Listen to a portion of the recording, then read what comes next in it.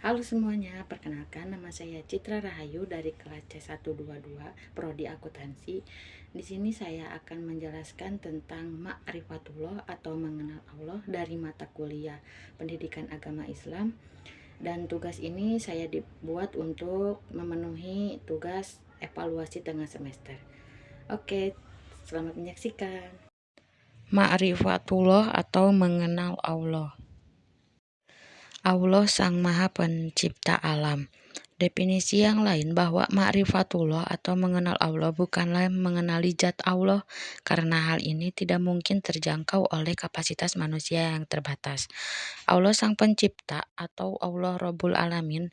Rob artinya yang mempunyai atau pemilik, alam artinya semesta, yakni jenis alam yaitu alam tumbuh-tumbuhan, alam binatang, alam manusia, alam benda, dan alam makhluk yang bertubuh halus seperti malaikat, jin, serta alam lainnya. Pemahaman dan pengetahuan tentang kita Allah Ta'ala harus didukung dengan dalil yang kuat, yaitu dalil nakli, yang kedua dalil akli, dan yang ketiga dalil fitri. Selanjutnya ada atsimar atau hasil dari ma'rifatullah. Yang pertama ada al-huriyah atau kemerdekaan, yang kedua at-tumaninah atau ketenangan, yang ketiga al-barokat atau keberkahan, yang keempat ada al-hiyatul thayyibah atau kehidupan yang baik, yang kelima ada dukhulul jannah atau dimasukkan ke dalam surga, dan yang terakhir mardotilah atau keridoan Allah Ta'ala. Nah, selanjutnya ada at-thoriq ila ma'rifatullah. Ma'rifat adalah berasal dari kata arofa yurifu irfan yang memiliki arti mengetahui atau mengenal. Orang yang memahami tentang ma'rifat adalah arif atau bijaksana, cerdik, dan pandai atau berilmu. Dalam Islam, ma'rifat adalah ilmu tasawuf untuk memahami lebih dekat tentang Tuhannya. Ma'rifat terdapat zat Allah, mengetahui bahwa sesungguhnya Allah adalah wujud esa, tunggal, dan sesuatu yang maha agung, mandiri dengan sendirinya dan tidak ada satupun yang menyerupainya. Ma'rifat sifat adalah mengetahui dengan sesungguhnya Allah itu maha hidup, maha mengetahui, maha kuasa, maha mendengar, dan maha melihat segala sifat-sifat kesempurnaannya. Jalan menuju pengenalan terhadap Allah melalui ayat-ayat Allah. Yang pertama, ayat-ayat qauliyah, yang kedua ayat-ayat kauniyah, dan yang ketiga mukjizat. Lalu ada al-manawi min ma'rifatullah atau penghalang mengenal Allah. Secara garis besar, terdapat dua hal yang menghalangi manusia dalam mengenal Allah. Yang pertama, marodus syahwat, yang berkaitan dengan penyakit hati berupa nafsu dan kesenangan serta perilaku yang tidak terpuji. Yang kedua, marodus subhat, berbagai hal yang menimbulkan keraguan, lebih banyak berkaitan dengan masalah akal dan logika.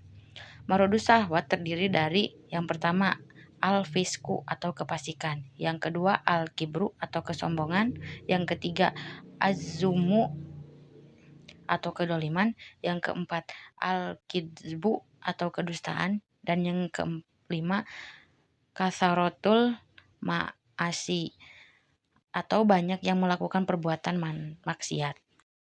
Nah, di sini juga ada marodu asubhah. Ada 4 ya. Yang pertama, al-jahlu atau kejahilan atau kebodohan. Yang kedua, al-irtiyab atau keraguan-raguan. Yang ketiga, al-inhirab atau penyimpangan. Dan yang keempat, al-ghaflah atau kelalaian. Selanjutnya di sini ada keberadaan Allah. Ada yang pertama, dalil fitrah. Dalil fitrah adalah dalil yang lahir dari fitrah asal manusia itu sendiri. Hal ini banyak direkamkan di dalam Al-Quran bagaimana manusia umumnya mengakui kewujudan Allah. Yang kedua, dalil indrawi. Dalil indrawi ini dalil-dalil yang dapat dinikmati, dilihat, dirasai, atau disentuh oleh indera. Yang ketiga, dalil rasional. Dalil rasional adalah dalil-dalil yang berasaskan akal. Yang keempat, dalil nas. Dalil nas adalah dalil-dalil yang bersandarkan kepada nas-nas. Yang kelima, dalil sejarah.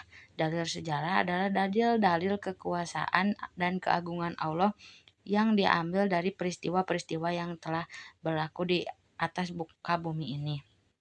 Dan yang keenam, dalil keunggulan Allah. Dan yang ketujuh, dalil mengesahkan Allah.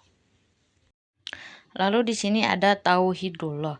Tauhid secara bahasa Arab merupakan bentuk masdar dari fi'il wahada yuwahidu yang artinya menjadikan sesuatu satu saja. Secara istilah syar'i, makna tauhid adalah menjadikan Allah sebagai satu-satunya sesembahan yang benar-benar dengan segala kekhusuannya. Mentauhidkan Allah secara umum berarti mengesahkan Allah dalam zat. Mentauhidkannya sebagai satu-satunya zat yang berhak dan layak disembah, tiada sesembahan yang benar selain Dia sehingga tidak boleh menyekutukannya dengan sesuatu apapun dalam ibadah. Tauhidullah dibagi menjadi beberapa bagian. Yang pertama, rububiyatullah. Tauhid rububiyah adalah mentauhidkan Allah dalam kejadian-kejadian yang hanya bisa dilakukan oleh Allah Subhanahu wa taala, serta menyatakan dengan tegas bahwa Allah taala adalah Rabb, raja dan menciptakan semua makhluk dan Allah yang mengatur dan mengubah keadaan mereka. Yang kedua, mulkiyatullah. Berpegang tauhid mulkiyah adalah berasal dari kata malika yamliku, artinya memiliki, berkuasa penuh atas yang dimiliki.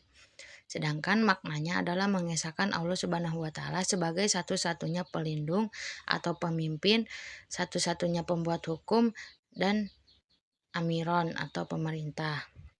Yang ketiga, goyatan atau yang dituju. Allah berfirman dalam Quran surat An-Nisa ayat 3, makna tauhidullah adalah Quran surat Anas, Allah sebagai ilah atau sembahan yang satu-satunya goyatan atau satu-satunya yang dituju, dan ilahan ma'bu'uza atau Tuhan yang disembah. Yang keempat, ilahan ma'bu'uzan atau Tuhan yang disembah. Makna dari ilahan ma'bu'uza ini menjadikan indikasi bahwa hanya Allah sebagai satu-satunya yang wajib disembah dan diibadahi. Tidak ada Tuhan selain itu yang menjadikan tandingan sebagai ilah yang disembah. Cukup sekian dari saya. Terima kasih. Assalamualaikum warahmatullahi wabarakatuh.